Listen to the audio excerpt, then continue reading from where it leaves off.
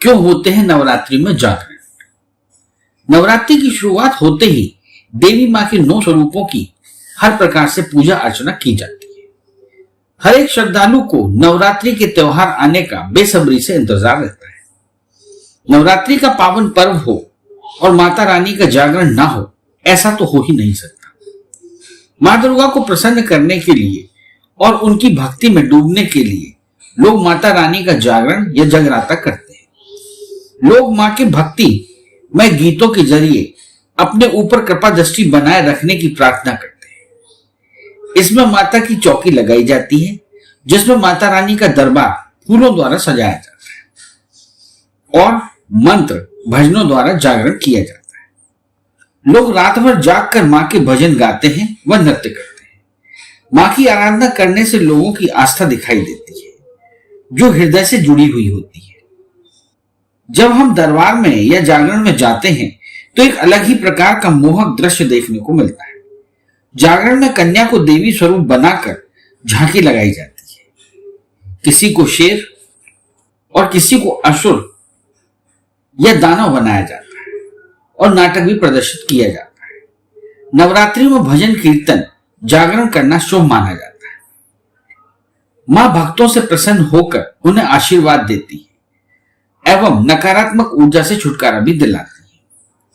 आपको बता दें, सर्वप्रथम दरबार में कलश की स्थापना होती है। इसे देवी देवता की शक्ति तीर्थ स्थान आदि का प्रतीक माना जाता है। कलश स्थापना से सुख समृद्धि वैभव और मंगल कामनाओं की पूर्ति होती है। कलश हमेशा तांबे, मिट्टी व पीतल का शुभ माना जाता है। मान्यता है कि कलश के मुख में विष्णु जी, कंठ में शंकर जी और मूल में ब्रह्मा जी होते हैं। मध्य भाग में दैवी मात्र शक्तियां निवास करती हैं। माता रानी के जागरण में 3 देवी और देवताओं की पूजा की जाती है और वे 3 देवी देवता हैं मां सरस्वती, निंद्रा देवी और हनुमान जी। मां सरस्वती को ज्ञान, साहित्य, संगीत और कला की देवी माना जाता है। माता सरस्वती का संबंध बुद्धि से है, जो इंसान को ज्ञानी बनाती है। इसलिए उन्हें ढोल मजीरों आदि से प्रसन्न करते हैं। सरस्वती माता के अलावा मां निद्रा देवी की पूजा करना भी अनिवार्य है।